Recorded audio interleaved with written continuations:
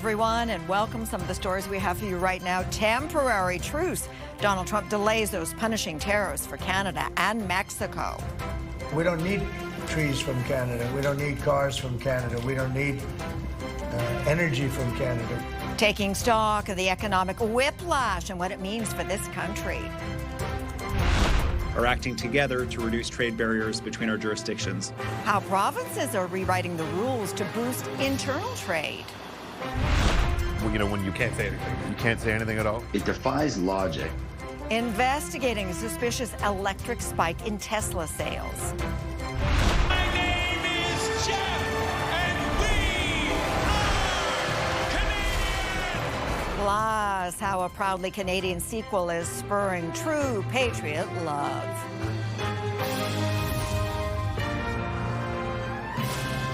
CTV National News with Sandy Ronaldo. The day started with a friendly nod to Mexico and late afternoon included Canada. Donald Trump agreeing to a pause on tariffs until April for all goods that fall under the North American trade agreement that he signed, perhaps bowing to pressure from business leaders and also the tanking markets. Trump praised Mexico's president, not so much Canada's prime minister, as we learned more about yesterday's colorful phone call between the two, which, according to the Wall Street Journal, contained some profanity. CTV senior political correspondent Mike Couteur is here. And Mike, let's start first with a one-month breather on tariffs and Canada's response. Yeah, so this has been a very quick-moving story today, Sandy. So first, on that pause, we know that the United States has decided they will not be imposing or applying those 25% tariffs on all Canadian goods going into the United States. They say that exemption will apply to any goods that were covered under the USMCA, that trade agreement that was signed by Canada, Mexico, and the United States. Of course, that covers about 95% of goods that go into the United States, Canadian goods, that is.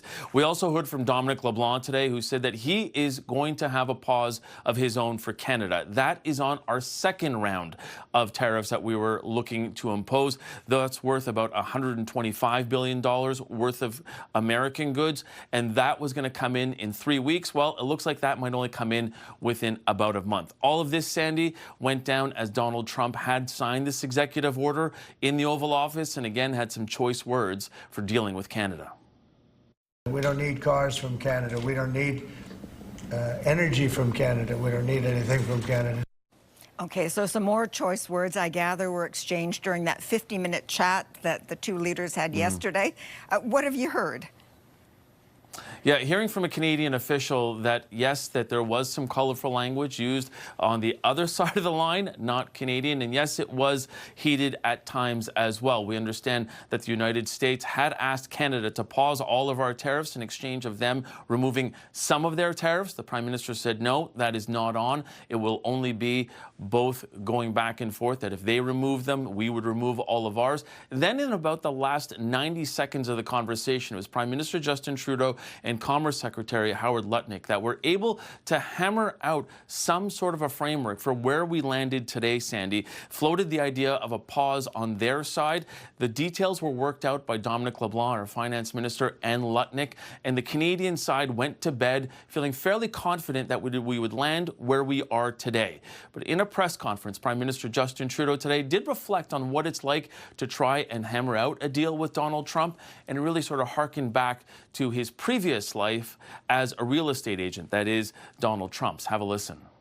Win-lose is probably better for someone who is experienced in business deals than a win-win. But when it comes to countries, win-wins are actually the best outcomes. And that is an argument that we've continued to make many times, and that I've personally made many times with the President.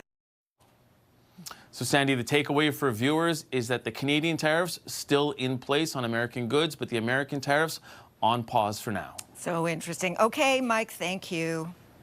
One positive thing to come out of the chaos created by this tariff uncertainty is how well the premiers are working together and agreeing to drop some interprovincial trade barriers. CTV's Jeremie Charron is here with us now. Okay, Jeremie, you know, up to this point, it's actually been easier to trade with the Americans than it has with the provinces. So what's in the works now? Yeah, Sandy, this is a push to strengthen the domestic economy. To your point, we've long heard about inter-provincial trade barriers. This is step number one to eliminating them. The provinces, the premiers across the board, the federal government agreeing to new credentialing rules, which will make it easier for professionals to work across the country. It hasn't been the case so far. Working in one province, moving to another sometimes can be a nightmare if you're a licensed professional or a credentialed professional. By June 1st, the premiers and the federal government will work together to streamline all of that to make it easier. This also applies to moving goods across provinces. That can be hard, especially when it comes to alcohol. We know here in Ottawa, it's difficult for businesses here to get alcohol just from across the river in Quebec. Internal Trade Minister Anita Anand today with more on this. We are having now a pan-Canadian market for alcohol. Yeah. It's going to be much easier to buy alcohol made out of province in home jurisdictions. And that is a positive. It's what Canadians have been focusing on. And this is going to be in play within the next few months. All right, so the federal minister putting a positive spin on this. Jeremie, how are the premiers getting the message out? Sandy, the premiers across the board have been highly supportive. BC Premier David Eby speaking to this today, as well as reacting to all of the tariff talk. Here's more from what he had to say today. Now we're pressing ahead to ensure that labor credentials are recognized as well across the country, so that the teachers and the doctors and the nurses have their skills recognized equally in all provinces in the country. It'll open up more opportunities for workers as well as employers that are looking for workers to fill critical vacancies. All right. The federal government has said this could have a $200 billion impact. Sandy, ultimately, this is a play for the future to protect Canada, make sure we're less vulnerable to a trade war like this down the line. Thanks, Jeremie. All right, I can't wait to hear what CTV's chief political correspondent Vassy Kapelos has to say about today's developments. Vassy, tariff on, tariff off. It's like a merry-go-round that never seems to stop. Will we ever see an off-ramp? I guess that's the multi-billion-dollar question. Yeah, I think certainly, at least from the people I'm speaking to, Sandy, in the federal government, that is what the ultimate objective is. And in particular, behind, I think at the provincial level where Doug Ford is concerned, and even at the federal level, a sort of what appears to be a desire to see the countermeasures stay in place until not just the tariffs come off, but the entire threat of them. So whether that off-ramp is the renegotiation of the USMCA early, that's one possibility, but whether it exists overall or at all, I think is a live question that appears to have a different answer almost every hour. Okay, I want to ask you, switching topics just a little bit here. You know, during a media avail this morning, we watched the Prime Minister. He was talking about tariffs, but he also seemed to get a bit emotional when he was talking about his legacy and the fact that he's on his way out. Let's let the audience give a listen to this. On a personal level, I've made sure that every single day in this office, I put Canadians first, that I have people's backs. And that's why I'm here to tell you all that we got you. Vassy, he also made it clear he won't stay on. Your thoughts on this? Yeah, it's interesting because our conversations and Canadians' conversations in the past number of weeks have been solely focused on the tariff issue. But in the meantime, these are the last few days of the Prime Minister being the Prime Minister after almost a decade. And so watching that press conference today, it was like almost like, oh, wow, okay, that's actually happening. We had almost like forgotten that that was the case. I think when it comes to the transfer of power or whatever you want to call it, it is going to happen next week. That's what he said, that essentially he won't lead a caretaker government. And what I am told behind the scenes is there were some conversations. The prospect of that floated from the Trudeau team to the Carney team, and it was pretty explicitly rebuffed by the Carney team. So confirmation today from the Prime Minister that he isn't sticking around, which means probably at some point, one of the days next week, he will no longer be the Prime Minister, and his successor, chosen Sunday night, will assume the position. Sandy? All right, appreciate it as always. Thank you, Vassy. Now, not all Americans agree with Donald Trump's approach to tariffs. Big and small businesses are concerned about about the negative impact and the cost to U.S. consumers who are already dealing with sky-high egg prices, expected to go up even more with a trade war. CTV's Judy Trinh in Washington canvassed some ordinary Americans anxiously watching the price of eggs. Judy. Sandy, Americans are dealing with record high prices for eggs, and Washington politics is making it more of a challenge to find a solution. Republicans and Democrats often meet at this iconic restaurant. Lately, customer traffic at Ted's Bulletin is slowing as the Trump administration hands out more pink slips. But what has the owner really scrambling is the skyrocketing cost of eggs. Eggs going from, roughly $1.50 to $2 a carton, going up to $6, even sometimes $7 has made a big impact on our business. To control the outbreak of avian flu, which began in 2022, more than 166 million poultry have been culled in the United States. That has led to a massive shortage of egg-laying hens, turning this into a precious commodity. It's so much more than it used to be. You used to think, just add an extra egg, and it's not that big of a deal. But it's on the top of our mind every day. The restaurant chain goes through 4 million eggs a year. 70% of the restaurant's menu items are egg-based. For months, the owners tried to absorb the rising costs, but cracked 3 weeks ago. We were trying not to pass it on to the guests, and hopefully it would pass. But once it reached a certain point, we were going to go in the red. We had to take a surcharge. So that's what we ended up doing. To bring prices down, the U.S. is considering importing eggs. How many of you ordered something with eggs today? This is the Howard University basketball team. Among them is a shooting guard from Brampton, Ontario, who thinks importing from Canada won't go over well. I don't know, since the tariffs, it's a rocky relationship right now. I know Canada wants to help, and Canada wants to, be allies and continue this partnership for as long as we can, but I know America's making that difficult. The U.S. Department of Agriculture estimates that the price of eggs will go up by another 40% by the end of the year. Sandy. All right, Judy, thank you. Judy in Washington. Stunning video out of South Korea today after fighter jets accidentally dropped explosives on a civilian neighborhood. During a training exercise in a town about 40 kilometers from Seoul, Air Force jets dropped 8 500-pound bombs, causing severe damage to homes and a church. Military officials say 2 people were seriously injured. At least 15 others were hurt in the blast. Now, Ottawa has revealed the locations of 3 military hubs that will serve as the cornerstone of Canada's Arctic security strategy. These Northern Operational Support Hubs will serve critical military objectives in the region. They're going to increase the Canadian Armed Forces' presence and resourcefulness and responsiveness right across the Arctic and the North. The federal government committed more than $2 billion over 20 years to establish the sites in Iqaluit, Inuvik, and Yellowknife. The announcement comes a day after CSIS warned that the Arctic is vulnerable to foreign adversaries. Thankfully, weddings days on the lam may be numbered. The FBI has added Canadian Ryan Wedding to its most wanted list. Wedding is a former Olympic snowboarder accused of running a drug trafficking network. The Bureau says he may be in Mexico, and they're offering a reward of $10 million for information leading to his arrest. New video today of an explosion in central Ukraine after a Russian missile struck a hotel, killing 4 people and injuring more than 30. It happened in the hometown of Ukrainian President Volodymyr Zelensky, who called the attack another sign that more pressure is needed on Russia to stop the war. And the voice of Pope Francis was heard today for the first time since he was hospitalized for pneumonia nearly 3 weeks ago.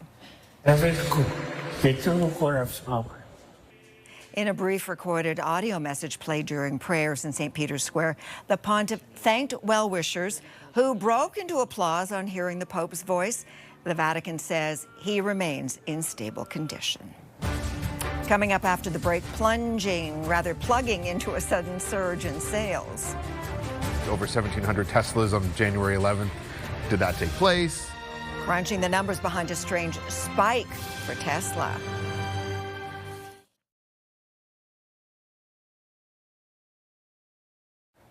A suspicious spike in Tesla sales has experts in the industry scratching their heads. It started with a deadline in January for Ottawa's rebate program on electric vehicles that allegedly prompted a mad rush to buy EVs.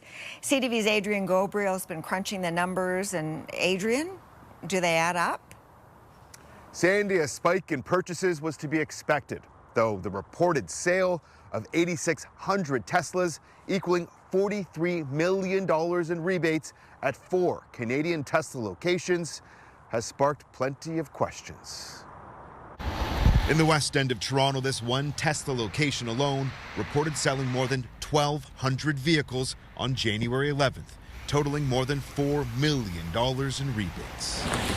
So we paid them a visit to try and get some clarity on the staggering number of sales. How are you? Good, how are you? Good, good. My name's Adrian Gabriel. I'm a journalist with CTV News. Okay. There was a large increase in the number of sales processed through the EV rebate program.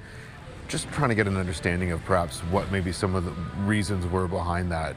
Did that take place, or is that a backlog of paperwork going through? You can't share any comments?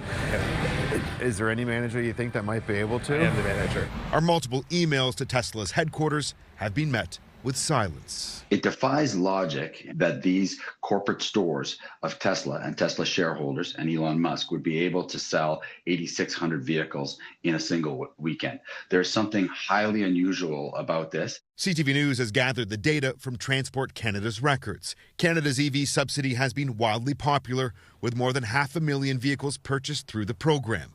On Monday, January 13th, it was paused, just 72 hours after Transport Canada signaled that the program would soon end.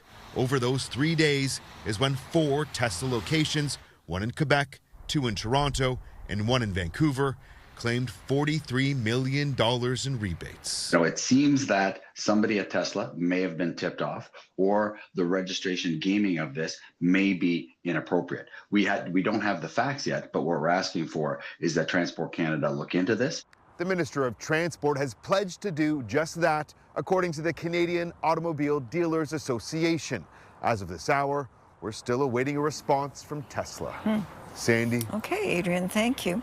And as we go to break, tributes are pouring in today for a legendary jazz funk pioneer.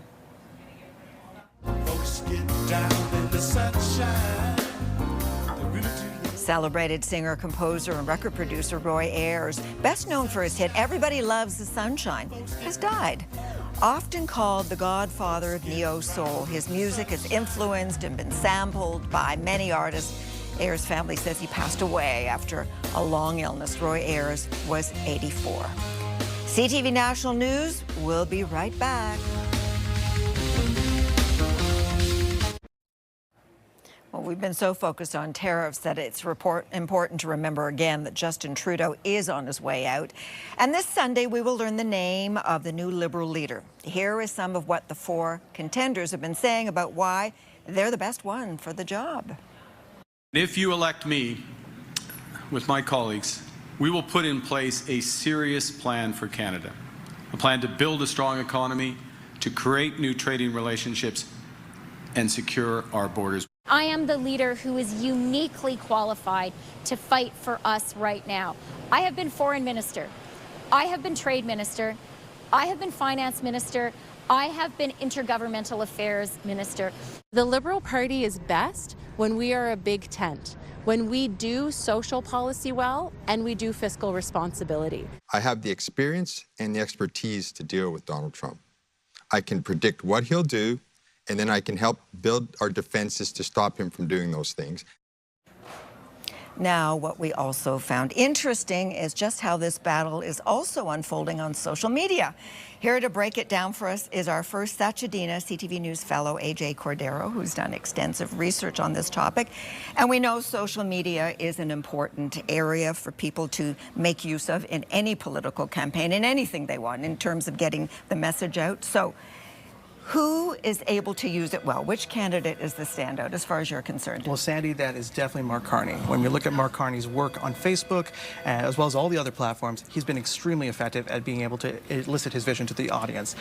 We can see, for example, the way he's used his knowledge about economy, about all the different aspects, including the words he's using. He's clearly hitting that statesman role when it comes to social media work. We also can see that other candidates have also been gravitating to specific platforms. Chrystia Freeland, for example, has also been very effective on X. We've also seen similarly that Karina Gould is very effective on Instagram. And we also know that Frank Bayless, even though he doesn't have the same viral traction as the other candidates, he has made an effort to put his work on the most on X right now. I guess what we'll have to wait and find out is if it actually translates into votes, and that's something that will be tested. Certainly. On Sunday. Okay, thanks so much, AJ. After the break, a patriotic encore. But we are not the 51st anything. The return of a rallying cry when the country needs it most. First to stand on guard for thee. My name is Jeff, and we. Those of us of a certain vintage remember the beer commercial decades ago that caught on like wildfire by tapping into our collective patriotism. 25 years later, Joe Canada is back with a new spin on Canadian pride under the threat of tariffs. CTV's Andrew Johnson is here, and Andrew, I can't wait to hear how all of this is resonating. Sandy, at a time many people find themselves feeling a surge in Canadian pride, along comes a video celebrating some of what makes this country unique, and it's being shared all over the place online. They think they can bully us, threaten us, and push us around, but they do not know us. That artificially drawn line they keep talking about, not artificial, and it's not on a map. It's right here. 25 years ago, he was known as Joe, the star of Molson's iconic I Am Canadian commercial. Now, actor Jeff Douglas is back during this moment of sudden national unity. This is the land that Terry ran, the land that Gord sang about. This is the birthplace of peanut butter and ketchup chips and yoga pants. We Are Canadian is getting laughs and striking a chord with people who feel Canada is being mistreated by Donald Trump, including the Prime Minister, who commented, "Good to have you back." Makes you feel proud, right? It highlights all of the things that are unique to Canada. Time to drop the gloves, pull off the jersey, go at it. Are we perfect? No, but we are not the 51st anything. We're not becoming the 51st. They can become the 11th if they want. My name is Jeff, and we are Canadian. It's a rousing rallying cry and the latest example of Canadians defying the stereotype we are modest and polite in exchange for some perhaps long overdue chest thumping and waving of the flag. Sandy. 100%. Thank you, Andrew. We are Canadian, just the kind of patriotic inspiration we can all relate to as we cope with the chaos and uncertainty swirling around us. CTV National News will be there for you day in and day out. We are in this together, everyone. I'm Sandy Ronaldo. Stay strong. Elbows out.